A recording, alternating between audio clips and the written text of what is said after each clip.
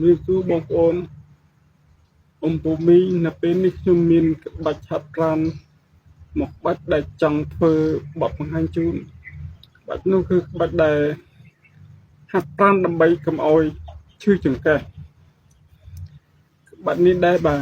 អ្នកដែលកំពុងតែមានបញ្ហាឈឺចង្កេះខាត់បានអ្នកដែលចង់ហាត់បង្ការកុំឲ្យឈឺចង្កេះខាត់បានឥឡូវសូមហាត់តាមខ្ញុំដូចតទៅបាទជាដំបូងយើងអេចាស់លេខពីដើមមកធ្វើជង្គង់ហើយដល់ទៅហាំមួយដើម្បីឲ្យសរសៃវាធូរស្រួលណោះដូចលាបាយជាប្រហែលជា5វិនាទីយើងចាប់ដើមតម្លាក់ជើងចុះមកខាងជើងនឹងតម្លាក់ខាងណាចុះមុនក៏បានដែរចង់តម្លាក់ខាងឆ្វេងមុនក៏បានខាងស្ដាំមុនក៏បានជើងតម្លាក់ចុះចេះហើយបើយើងតម្លាក់ជើងខាងស្ដាំយើងយកដល់ស្ដាំមកទីក្នុងឆ្វេងដើម្បីពុតវាមូលដើម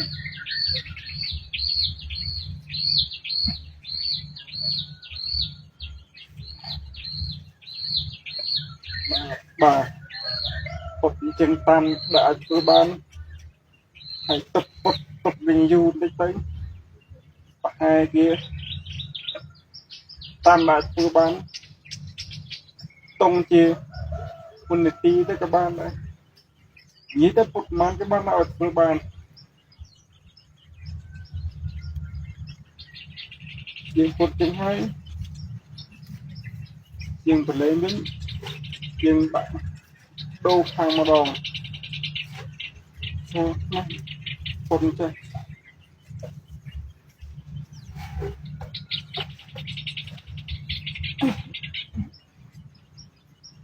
ពុតនេះក៏ឲ្យយូរតាមដែលធ្វើបានដូចនេះ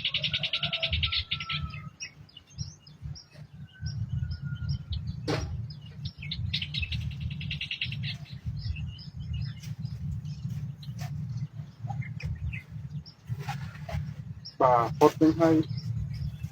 សម្រាប់មកទុកហើយយើង10វិនាទីយើងចាប់ដើមធ្វើខាងណាចឹងថាថ្មីជុំទី2តែយើងធ្វើស្នាយើងញាក់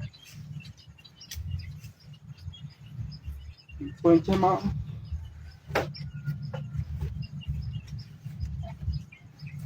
យើងទៅប្រើវាតាមតែអាចធ្វើបាន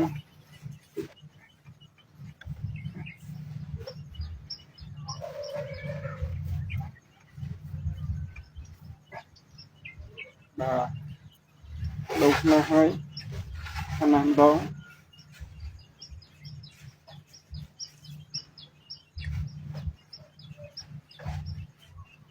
យើងបន្តចឹងដើម្បីឲ្យសរសៃវិចេះវាឆាប់លាឆ្លត់ចេញពីឆ្អឹងខ្នង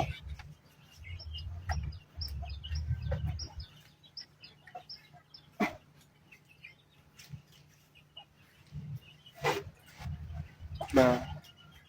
យើងសម្រានបន្តិចសម្រាប់ដល់បាត់ហត់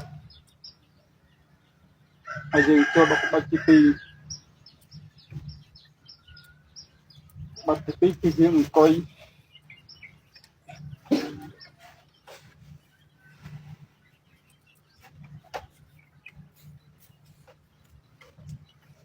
យើងអង្គុយយើងចាំមក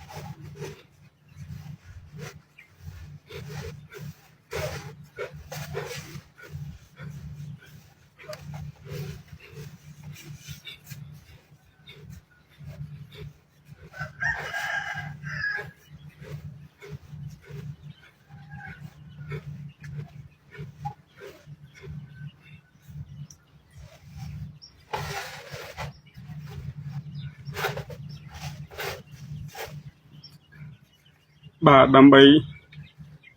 ក្បាច់កុំឲ្យឈឺចង្កេះហាត់តែ2ក្បាច់នឹងក៏បានដែរតែយើងហាត់សាចុះសាឡើងសាចុះសាឡើង hay dương tập trung chú cái dương hạt mà đón vì mình lại bắt đấy bạn to là dương phi diêm du tịch để làm pi khai bé khai bắt chập đâm on này bật thả dương hạt tâm tầm khai ắt khơi on dùm chụp hạt dùm bạch hạt đi rồi dương bấm bắt chui cái đó thom chết nhưng vì mình men bắt thêm được năm đấy vì có bắt tay bắt hồn đôi nhầm vớiខ្ញុំក៏មុនខ្ញុំមានបញ្ហាចិត្តដែរឈឺខ្លាំងណាស់តែឥឡូវខ្ញុំបាត់ធម្មតាដោយសារការហាត់ប្រាណចឹង